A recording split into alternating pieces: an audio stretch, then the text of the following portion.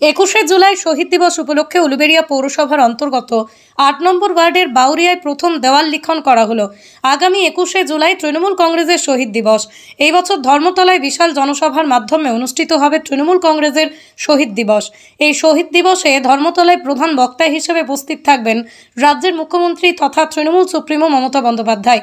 আর এই 21শে জুলাইকে সামনে রেখে গ্রামীণ হাওড়ার উলুবেড়িয়া পৌরসভার অন্তর্গত ৮ নম্বর ওয়ার্ডের বিভিন্ন জায়গায় 20 জুন শুক্রবার দেওয়াল লিখন করা হলো।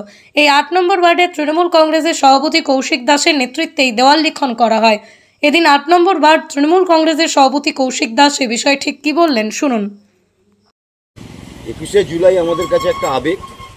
1993 সাল 21শে জুলাই তৎকালীন যুব কংগ্রেসের সভানেত্রী মমতা বন্দ্যোপাধ্যায়ের নেতৃত্বে no vote no identity card আমরা রাইটার্স অভিযান করেছিলাম।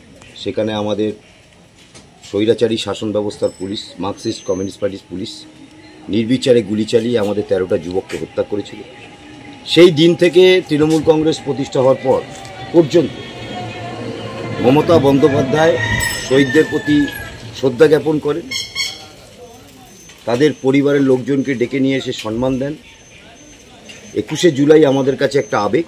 আমরা যারা অবিভক্ত কংগ্রেস পার্টি থেকে সেদিনকে আমরা রাইটার্স অভিযানে ছিলাম, বয়সটা তখন কম ছিল, প্রভু জগবন্ধু কলেজ থেকে আমরা মিছিল নিয়ে গিয়েছিলাম, আমরাও চলে যেতে পারতাম। এটা একটা আমাদের কাছে আবেগ এবং শহীদ দিবস।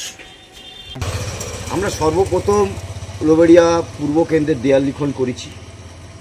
ওয়েদার খারাপ বলে আমরা কটা দিন চেপে গেছি, কাল থেকে আবার দেয়াল লিখন হবে। আমাদের ৮ নম্বর ওয়ার্ডে বিভিন্ন জায়গায় 21শে জুলাই সকালবেলায় শহীদ বেদিতে মাল্যদান এবং পতাকা উত্তোলন হবে।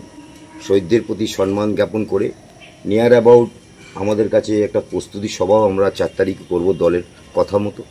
আমি আশা রাখছি ৮ নম্বর ওয়ার্ড থেকে 450 থেকে 500 লোক আমাদের ধর্মতলার দিকে যাবে।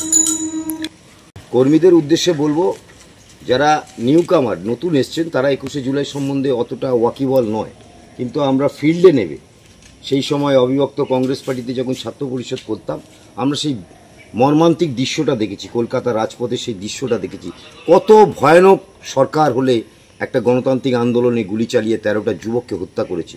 এই জিনিস আমরা জীবনে কোনোদিন ভুলব না, ভোলা যায় না। 21শে জুলাই আমরা আবার বলছি, আগেও বলেছি, আমাদের কাছে আবেগ। কর্মীদের উদ্দেশ্যে বলবো, শহীদদের প্রতি সম্মান জানিয়ে মমতা বন্দ্যোপাধ্যায়ের হাতকে শক্ত করতে 2026-এ আর এক কেন্দ্রের স্বৈরাচারী শাসন ব্যবস্থাকে অবসান করতে 21শে জুলাইটা আমরা নতুন উদ্দীপনার সাথে দলকে উজ্জীবিত করব। ব্যুরো রিপোর্ট, আমার কলম।